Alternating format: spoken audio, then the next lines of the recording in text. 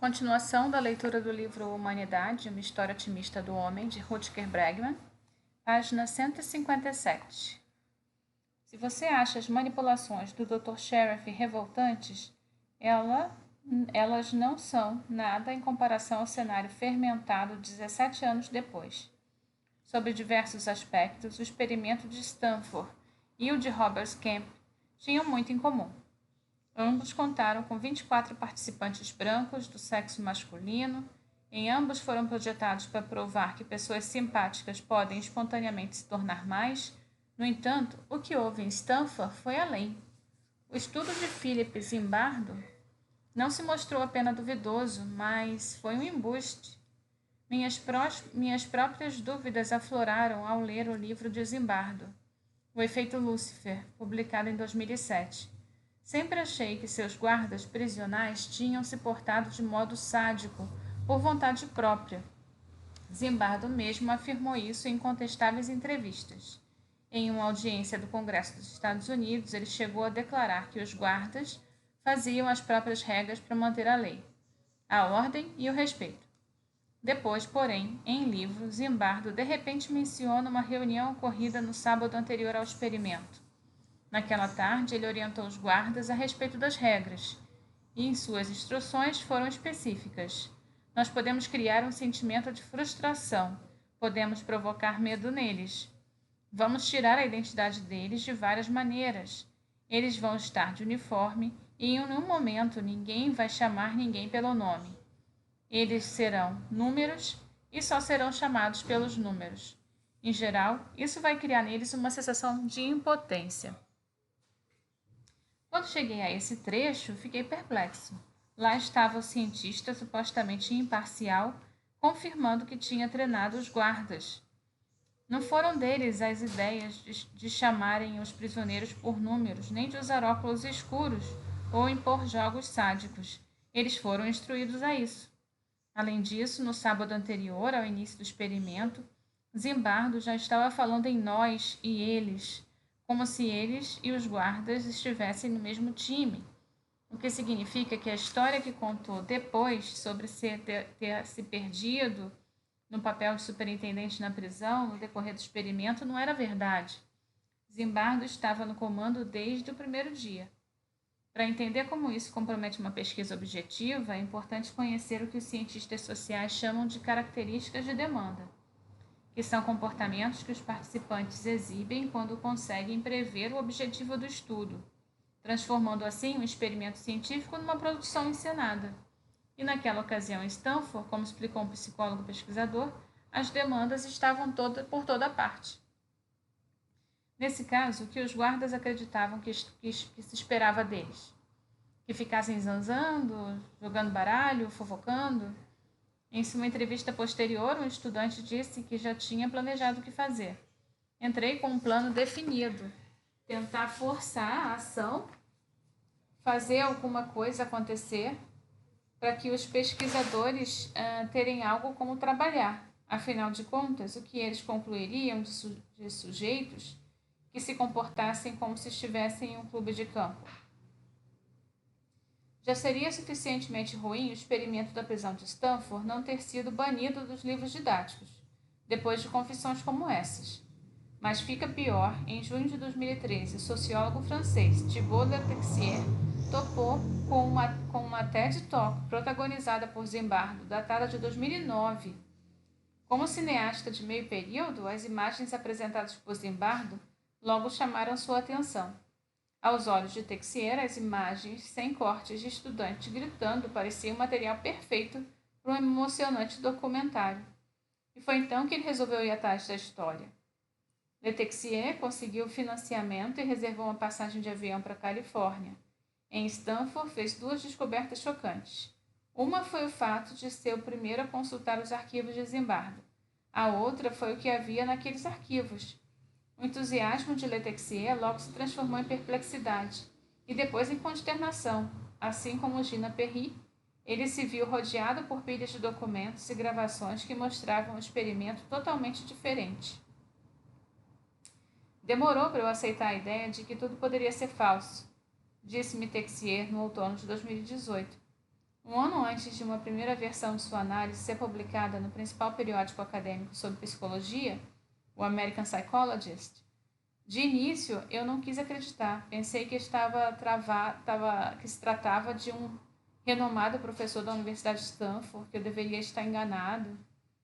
As evidências, enfim, falavam por si.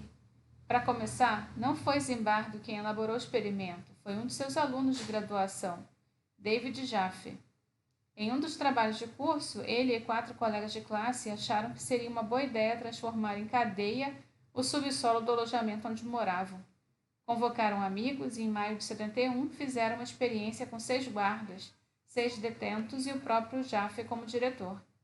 Os guardas elaboraram regras como os prisioneiros devem ser chamados apenas por números e devem sempre se dirigir ao diretor como senhor-chefe oficial correcional.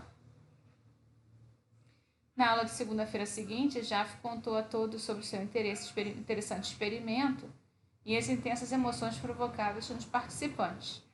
Zimbardo ficou vidrado e ele precisava testar aquilo. O único aspecto do estudo levou Zimbardo a fazer uma pausa. Será que ele conseguiria encontrar guardas suficientemente sádicos? Quem poderia ajudá-lo a fazer aflorar o pior das pessoas? Bem, o professor de psicologia resolveu contratar o aluno de graduação como consultor. Com base na minha experiência prévia como grande sádico, me pediram indicação de táticas, explicou Jaffe depois. Durante 40 anos, em centenas de entrevistas e artigos, Philip Zimbardo manteve o discurso de que os guardas do experimento não receberam diretivas, que pensaram tudo nas regras, nas punições e nas humilhações que infligiria aos prisioneiros. Zimbardo definiu Jaffe como mais um dos seus agentes e se deixou arrebatar pelo teste. Nada poderia estar mais longe da verdade, afinal, 11 das 17 regras vieram de Jaffe. Foi Jaffe quem esboçou o detalhado protocolo para a chegada dos prisioneiros, acorrentar os tornozelos, ideia dele, despir os detentos também, obrigar todos a ficarem nus durante 15 minutos. No sábado anterior ao experimento, Jaffe passou 6 horas com outros guardas, explicando como poderia usar as correntes e os cacetetes a fim de obter o melhor efeito. Tem uma lista de algumas coisas que precisam acontecer, explicou. Quando toda a aprovação acabou, seus colegas guardas o cumprimentaram pelas ideias sadocriativas. Enquanto isso, Zimbardo também contribuía para um plano sádico. Elaborou uma programação estrita que manteria os detentos dormindo pouco, acordando para chamadas às 2:30 da manhã, às 6 da manhã. Sugeriu flexões de braço como bom castigo para os presos, ou colocar adesivos espinhosos ou carrapichos nos cobertores. E considerou que o confinamento solitário poderia ser um bom acréscimo. Se você está se perguntando por que Zimbardo se esforçou tanto para controlar o experimento, a resposta é simples. De início, ele não estava interessado nos guardas. Seu experimento se concentrava nos presos. Ele queria saber como prisioneiros reagiriam sob pressão. Eles sentiriam tédio, frustração, medo. Os guardas se viam como assistentes dele na pesquisa, o que faz sentido, considerando que era exatamente como Zimbardo os tratava. A reação de choque de Zimbardo à conduta sádica dos guardas e a ideia de que essa era a verdadeira lição do experimento foram fabricadas depois. Durante o experimento, ele e Jaffe pressionaram os guardas para serem mais duros com os detentos e repreenderam os que não aderiram à ideia. Em uma gravação que surgiu depois, ouve-se Jaffe aplicando essa tática com o guarda molenga, o John Marcos, exigindo já no segundo dia que assumisse uma linha mais dura com os prisioneiros. Jaffe, em geral você tem se omitido e nós o queremos mais ativo e envolvido, pois os guardas têm de ser o que chamamos de malvados, e até agora, Bem, aí o Marcos falou, eu não sou muito malvado. Sim, mas precisa ser. Não sei se vou conseguir. Olha, o que eu quero dizer com o termo malvado é que você vai ter que ser firme, vai ter que entrar em ação, esse tipo de coisa. Isso é muito importante para o funcionamento do experimento. Sinto muito, se dependesse de mim, eu não faria nada, só deixaria a coisa esfriar. O fascinante é que a maioria dos guardas do experimento da prisão de Stanford continuou hesitante em aplicar táticas duras, mesmo sob pressão. 2/3 se recusaram a participar dos jogos sádicos. 1/3 tratava os prisioneiros com delicadeza, para a frustração de Zimbardo e equipe. Um dos guardas desistiu no domingo anterior, ao início do experimento, dizendo que não conseguiria seguir as instruções. A maioria dos participantes continuou porque a remuneração compensava. Eles ganhavam $15 por dia, o equivalente a $100 hoje. Mas só receberiam dinheiro depois. Tanto os guardas como os presos tinham medo de não receberem caso não seguissem o roteiro de Zimbardo. Ainda assim, o dinheiro não foi incentivo suficiente para um dos presos, que se sentiu tão mal que logo desistiu. Foi o prisioneiro número 8612, o Douglas Corp, de 22 anos, que desmoronou no segundo dia. Meu Deus, não aguento mais. Seu colapso nervoso foi mostrado em todos os documentários e se tornou a cena mais famosa do estudo. Um jornalista o procurou no verão de 2017. Corp disse que o colapso foi fingido. Não que ele tenha guardado segredo sobre isso. Na verdade, ele contou a várias pessoas quando o experimento acabou. A Zimbardo, por exemplo, que o ignorou, e a um documentarista que cortou a cena de seu filme. Douglas Corp, doutor em psicologia, depois explicou que no começo gostou de participar. O primeiro dia foi divertido, relembrou. Eu tinha que de berrar, precisava me comportar como um prisioneiro. E foi um bom participante, foi divertido. No entanto, a alegria durou pouco. Corp se inscreveu achando que poderia passar o tempo livre estudando para suas provas, mas assim que se viu atrás das grades, Zimbardo e a equipe não os deixavam ler. Por isso ele desistiu, logo no primeiro dia. No dia seguinte. Para sua surpresa, Zimbardo se recusou a deixá-lo sair. Os detentos só poderiam ser liberados se demonstrassem problemas físicos ou mentais. Assim, Corp resolveu encenar. Primeiro fingiu ter dor no estômago. Quando não funcionou, tentou um colapso nervoso. Seus gritos se tornariam famosos no mundo inteiro. Nas décadas seguintes ao experimento, milhões de pessoas caíram na farsa criada por Zimbardo. A pior coisa é que ele ganhou um bocado de atenção durante 40 anos, disse um dos presos em 2011.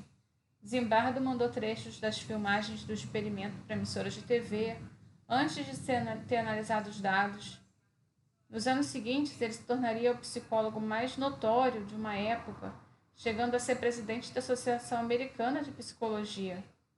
Em um documentário dos anos 90 sobre o experimento da prisão de Stanford, o estudante Dave Sherman, um dos guardas, refletiu sobre o que poderia ter acontecido se os pesquisadores não tivessem pressionado os guardas. Nunca saberemos, lamentou. Mas nós ficamos sabendo. Sherman não tinha conhecimento de uma dupla de psicólogos britânicos que estavam montando as bases para um segundo teste, projetado para responder à pergunta: o que acontece com as pessoas normais quando vestem um uniforme e entram em uma prisão? O telefonema da BBC aconteceu em 2001. Eram os primeiros tempos da reality TV. Big Brother havia reestreado pouco tempo antes. E redes de televisão em toda parte pensavam numa próxima fórmula de sucesso. Assim, o pedido da BBC não veio do nada. Vocês estariam interessados em repetir aquele terrível experimento com guardas e prisioneiros? Dessa vez para ser transmitido em horário nobre? Bem, para Alexander Haslan e Stephen Reicher, doutores em psicologia, era a proposta dos sonhos. O grande problema com o experimento de Stanford sempre foi que, por ser tão antiético, ninguém se atreveria a replicá-lo e por isso Zimbardo teve a última palavra em décadas. No entanto, agora esses dois psicólogos ingleses encaravam uma oportunidade de refazer os episódios diante das câmeras. Haslan e Reicher impuseram suas condições. Duas. A primeira, teria um controle total sobre o estudo. A segunda, um comitê de ética teria autorização para interromper o experimento a qualquer momento. Nos meses anteriores ao programa, a imprensa britânica se refestelou em especulações. Até onde as pessoas chegariam? A emissora enlouqueceu? Perguntou o jornal The Guardian. Até o próprio Philip Zimbardo expressou insatisfação. É óbvio que eles não estão fazendo o estudo na esperança de criar um grande drama, como originalmente eu fiz. Quando a estreia do The Experiment foi ao ar, em 1º de maio de 2002, milhões de pessoas ficaram grudadas na TV. E o que aconteceu? A seguir chocou todo. Bem, na verdade, não foi assim. O que aconteceu a seguir foi mais ou menos nada. Tive de me esforçar para assistir a todos os 4 episódios de 1 hora de duração cada. Poucas vezes assisti a um programa tão chato e tão bobo. Qual foi o erro da BBC? Heisler e Reicher deixaram uma coisa de lado. Eles não disseram o que os guardas deviam fazer. Eles apenas observavam os comportamentos. Ficaram como espectadores, enquanto alguns sujeitos normais se comportavam como se estivessem num clube. As coisas estavam só começando quando um dos guardas anunciou que não se sentia adequado para o papel. Eu prefiro ser o prisioneiro. No segundo dia, outro sugeriu dividir a comida dos guardas com os prisioneiros para elevar a moral. No 4º dia, quando parecia que algumas faíscas surgiriam, um guarda aconselhou um preso: se chegarmos ao fim disso, podemos ir a um pub e brindar. Outro guarda entrou na conversa: vamos discutir isso com os seres humanos. No 5º dia, um dos presos propôs estabelecer uma democracia. No 6º dia, alguns presos fugiram das celas. Foram até a lanchonete dos guardas, fumaram cigarro, e que os guardas logo se juntaram a eles. No 7º dia, o grupo votou a favor de criar uma comunidade. Uns poucos guardas ainda tentavam convencer o grupo a voltar ao regime original, mas não foram levados a sério. Com certo impasse, a única coisa a fazer foi cancelar o programa. O episódio final consiste principalmente em cenas de homens andando no redor de um sofá. Na conclusão, somos agraciados com tomadas sentimentais dos participantes se abraçando e com um dos guardas dando uma jaqueta de presente a um dos presos. Bem, por sua vez, os telespectadores se sentiram enganados. Onde estão os pés acorrentados? Por que não enfiaram a cabeça deles em sacos? Quando vai acontecer o sadismo? A BBC transmitiu 4 horas de gente fumando e batendo papo. Ou, como resumiu o Sunday Herald, o que acontece quando você põe homens bons num cenário maligno e filma? Nada demais. Para os produtores de TV, o experimento expôs uma dura verdade. Ao deixar pessoas normais à vontade, nada acontece. Ou ainda, elas vão tentar fundar uma comunidade pacifista. Do ponto de vista científico, o experimento foi um tremendo sucesso. Heisler e Reicher publicaram mais de 10 artigos sobre o resultado em prestigiosos periódicos acadêmicos. Para os demais, no entanto, podemos dizer que foi um fracasso. Depois disso, o experimento da prisão da BBC caiu na obscuridade, mas as pessoas continuam falando sobre o que houve em Stanford. E o que Philip Zimbardo tem a dizer sobre tudo isso? Quando um jornalista perguntou a ele, em 2018, se as novas revelações sobre quando houve manipulação mudaria e a maneira como as pessoas viam seu experimento, ele respondeu que não se importava. Podem dizer o que quiserem a respeito. Até agora é o estudo mais famoso da história da psicologia. Não há outro caso sobre o qual as pessoas continuem comentando 50 anos depois. O público em geral sabe do experimento. A essa altura já ganhou a vida própria. Não vou mais defendê-lo. A defesa é sua longevidade. Bem, esse é o término. O próximo capítulo é o 8, Stanley Milgram e a máquina de choque.